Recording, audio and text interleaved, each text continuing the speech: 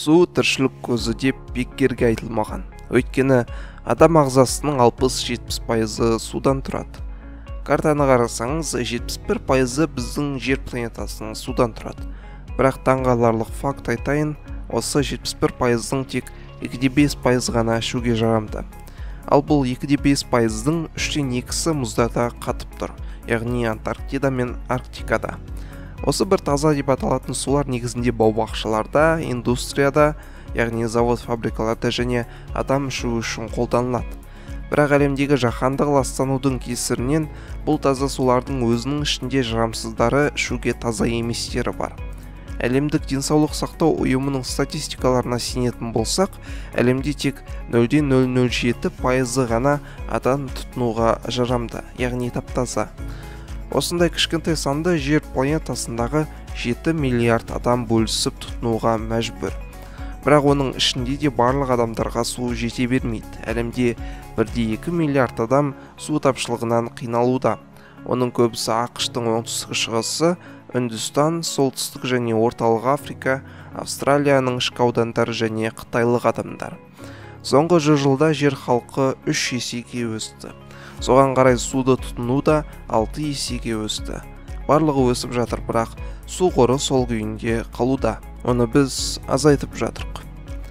Жыл басына шаққанда әлем бойынша бір адам 1,385 метр куб су тұтынады.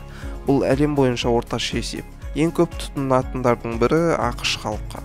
Бір адам бір жылда 2,842 метр куб су тұтынып тастайды екен. Ал Үндістан халқында бір адам 1,089 метр куб тұтынады. Кейбір Африка мемлекеттерінде 1 метр кубтан да төмен. Қарап тұрғандарыңызда географиялық орналасуына байланысты суды да тұтыну өзгереді. Мысалы, Үндістанда аз тұтынатын ел деп айттық. Өйткені өте көп халық кішкентай жерде шоғырланған. Ал Африка елдері болса, олардың жер аумақтары шөлді шөлейтті болғандықтан. Ал Қазақстанға келетін болсақ, бір адам бір күнде орташа есеппен 0,4-0,7 литр су тұтынады екен. Бұл сәйкесінше бүкіл әлемдік орташалама су тұтынудың мөлшерімен шамалас. Бұл мемлекеттер арасындағы қысқаша статистикалық мәлімет болатын. Ендігі басты мәселеге назар аударайық. Әлемде су дағдарысы деген термин қалыптасқан болатын. Өздеріңізде көріп отқандай, жыл сайын адам саны өсуде. Соған орай су мөлшерде тұтынатын су мөлшері өте қарқынды өсуде. Бұл нені көрсетеді? Егер алдағы мүмкін 20-30 жылда бұл нәрселердің алдын алу үшін бір қадамдар жасамасақ, қорқынышты пейзаждарды елестетуге болады. Қазірдің өзінде 1,2 миллиард адам су тапшылығынан зардап шегуде. Және білесіз бе, жай ғана су тапшылығы кейбір мемлекеттер үшін әлеуметтік, экономикалық және жеке адамдардың өзіне өте үлкен зияндар көрсетуде.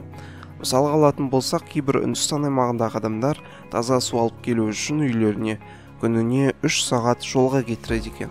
Тіпті күндерін сусыз өмір сүруі де мүмкін. Ойлап қараңызшы, күніне 3 сағат бойы жай ғана су әкелу үшін. Сізге қатты әсер тигізбеуі мүмкін. Тек өзіңізді сол адамдардың орнына қойып көріңізші.